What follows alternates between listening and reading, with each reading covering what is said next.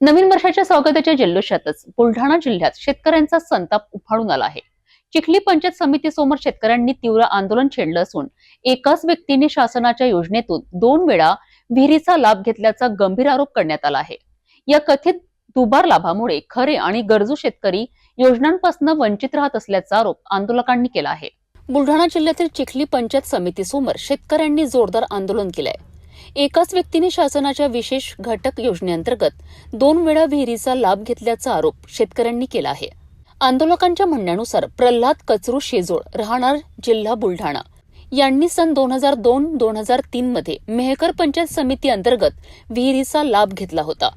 मात्र त्यानंतर 2018-19 या कालावधीत चिखली पंचायत समिती अंतर्गत सावरखेड तालुका चिखली येथे पुन्हा एकदा विहिरीचा लाभ घेतल्याचा आरोप करण्यात आला आहे।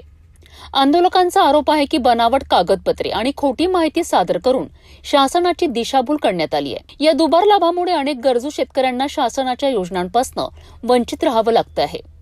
शेतकऱ्यांनी संबंधित व्यक्तीची तात्काळ चौकशी करून लाभाची रक्कम वसूल करण्याची मागणी केली आहे। तसेच चौकशी पूर्ण होईपर्यंत संबंधित शेतजमिनीचा 7/12 उतार्यावर बोजा चढवावा अशी मागणी करण्यात आली आहे। जोपर्यंत संबंधित व्यक्तीवर कडक कारवाई होत नाही तोपर्यंत आंदोलन मागे घेतले जाणार नाही असं ठाम भूमिका आंदोलकांनी केली आहे। या आंदोलनात पंकज वाघ, मनीष जाधव आणि प्रवीण राजगुरू हे शेतकरी सक्रिय सहभागी झाले आहेत। एकीकडे नवीन वर्षाचं स्वागत सुरू असताना दुसरीकडे शेतकऱ्यांच्या हक्कासाठीचं हे आंदोलन शासनासाठी मोठा प्रश्न निर्माण करीत आहे। आता प्रशासन यावर काय भूमिका घेतं आणि दोषींवर कारवाई होते का याकडे संपूर्ण जिल्ह्याचं लक्ष लागलं आहे।